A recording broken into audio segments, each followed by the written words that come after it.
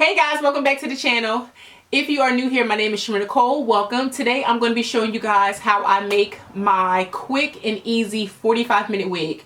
I'm going to tell you everything that I use, show you the hair that I use. I have more than one wig made just like this. The wig that I've been wearing on my Instagram, if you guys do not follow me on Instagram, make sure you do.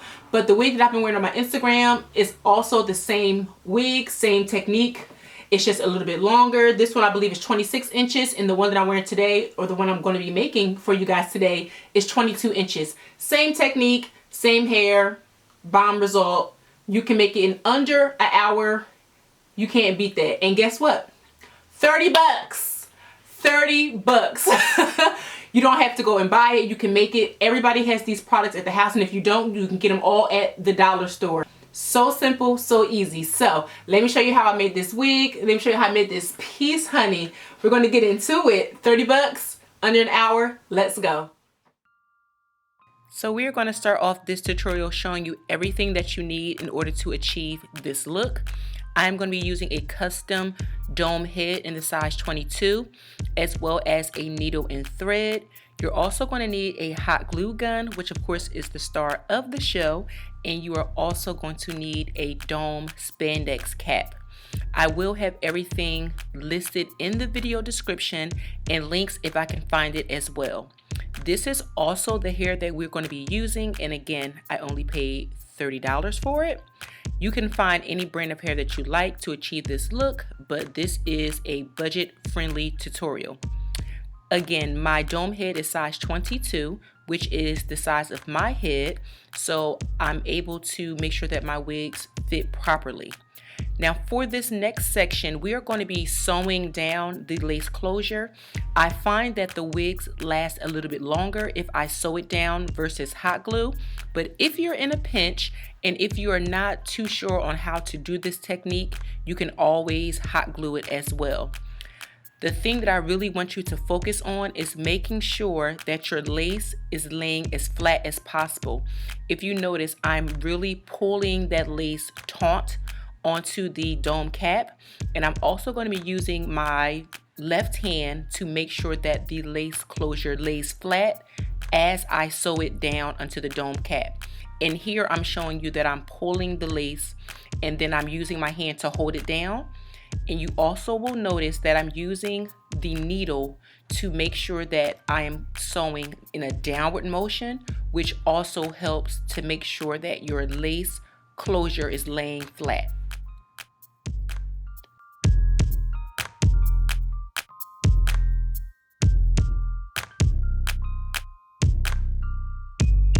Anytime that you are applying a lace closure, the best rule of thumb is to sew down one side and then go to the opposite side and continue to sew. So you'll see that I have two needles here, and that is how I always make sure or ensure that my lace closures or frontals lay flat.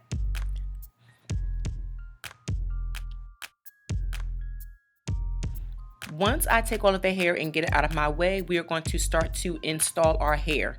I'm going to be using 18, 20, and 22 inch bundles. And for this installation, I'm going to be starting off with my shortest bundle, which is the 18. I do this so that my wig looks a little more thick. Typically, if you're putting in the longer bundle, you'll get the layered effect. That's not the look I was looking for. I just wanted this look to be a blunt cut, but I also wanted the wig to be a little bit on the thicker side. So my rule of thumb is to apply that first weft in a downward motion. So I am applying it in a U formation or a horseshoe formation, but you will see that the hair is going to be laying forward on the mannequin head. So you take that first weft and apply it directly next to the lace, and then we're going to continue to do this all the way around our dome spandex cap.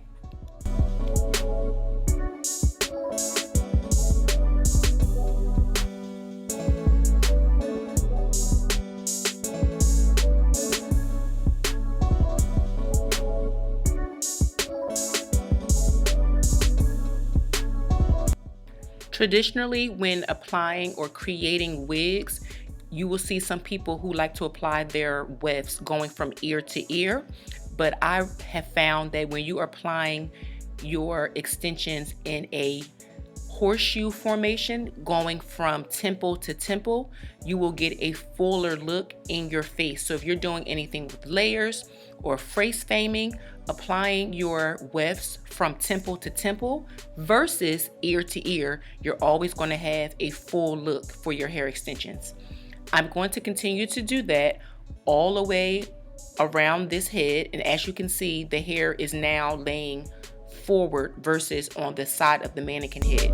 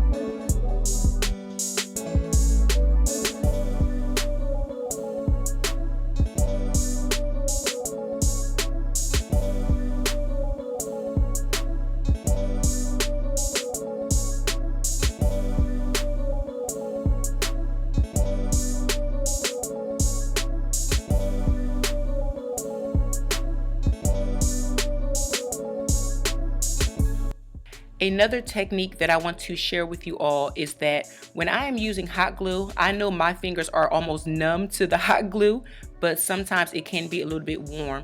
So what I like to do is when I am doing this method, I am layering these wefts. So I will take one weft, apply that with my scissors like I'm doing here, and then I will take that second weft that is on top, and then I will kind of, they call it marrying the wefts, so they're not right on top of each other, but they're right next to each other.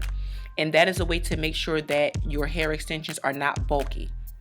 At this point, this is where we're going to do the traditional U-part install. So before we were doing a horseshoe, now we're going to do a actual U-parting, and that is where we're going from ear to ear.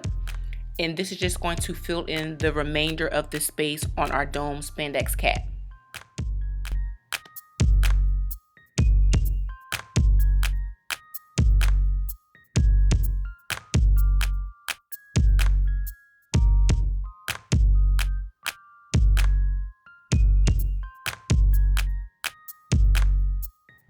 I also forgot to let you guys know that when I get to the top, I like to measure to make sure, one, that I don't run out of hair, and also that I am making sure all of my spaces are filled in. So what you see me doing right now is just measuring the amount of hair that I have left to make sure that I have enough to make sure that I can finish this wig.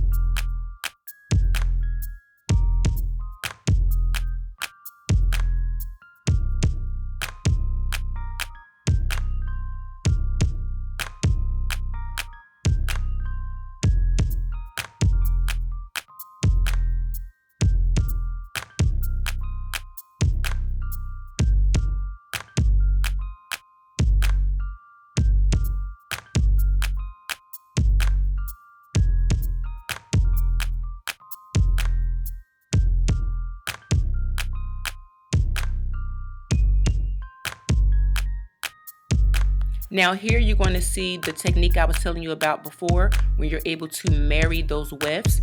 So as you can see, I put down one weft, and then right on top of that you will see the second. Also, as you can see, that once the hot glue dries, sometimes you will get some pieces that kind of go everywhere. Do not worry, hot glue comes off so easily. I actually love to use this method because if you're using traditional hair glue, once that gets on the hair, it's almost impossible to get out. Versus hot glue, you can pick it off and it does not destroy the hair and it doesn't get stuck. So again, I am marrying those wefts. If you can see, the tracks are still doubled, and then I'm going to place that first weft down and then take that second weft and put it right on top of that.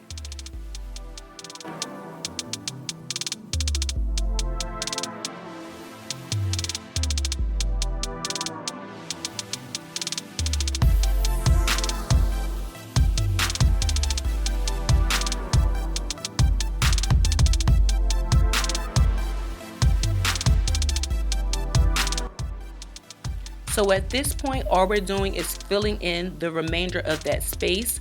I also want to preface this by saying we are not going to be applying any of that weft on top of the lace.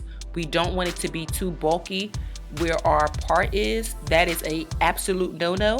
So as long as we fill in all of the space that is surrounding that lace closure piece, you will be fine, but never on top of the lace closure.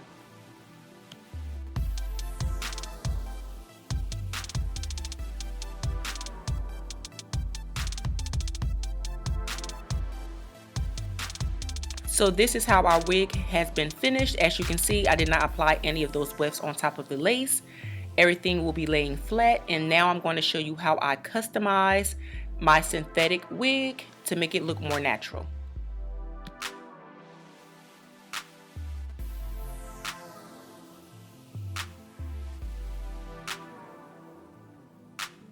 So this is our part. It does not look natural at all. So we're going to do a few steps. We're going to take our wig off of the mannequin head, and then we're going to remove that excess dome cap.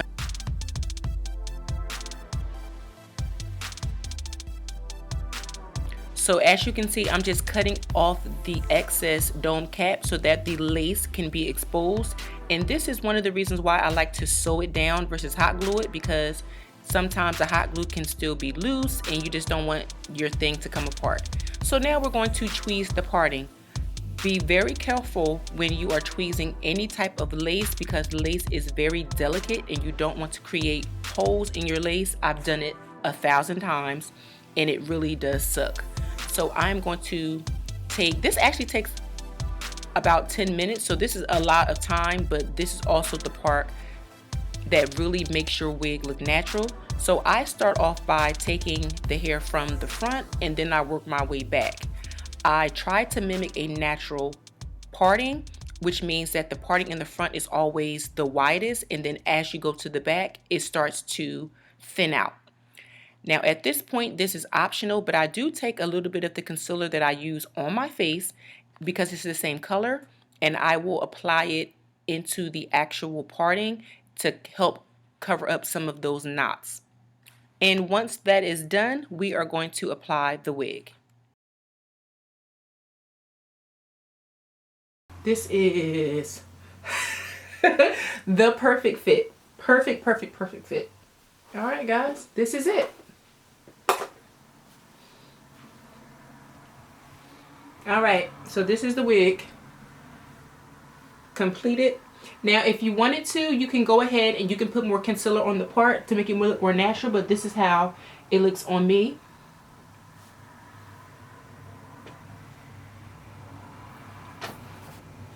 And I'm going to stand up a bit so you guys can see.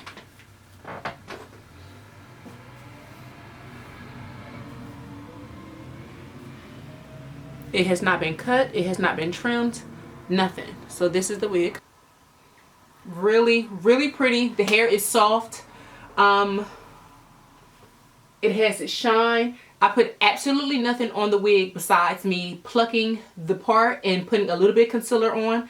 I might put a little bit more, but I also know that as the wig gets older, I'll probably be tweezing it a bit more. But again, 45 minutes and about an hour, including me recording this for you guys. So this is the quickest technique ever. Like I said, this is the wig that I always wear.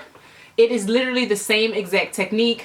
The only thing is I plucked it and put some holes in it, but you can kind of see I've had it for a while, and you see the part is a little more defined because I do have more concealer on this wig and I've worn it plenty of times. But this is the same wig, just longer, and this is this wig that I just made and I'm loving it so far. So this is what I wanted to show you guys. Again, I know it wasn't planned, but 45 minutes, I wanted to show you guys my technique, how I get so many wigs, why I don't spend so much money, even though I have access to all the premium hair and all that good stuff. Sometimes a good old synthetic boom is going to get you going, honey. So that's it for today's video, guys. I hope you guys enjoyed it. Quick, simple, everything will be listed in the description box, and I will see you guys in the next video. See you later.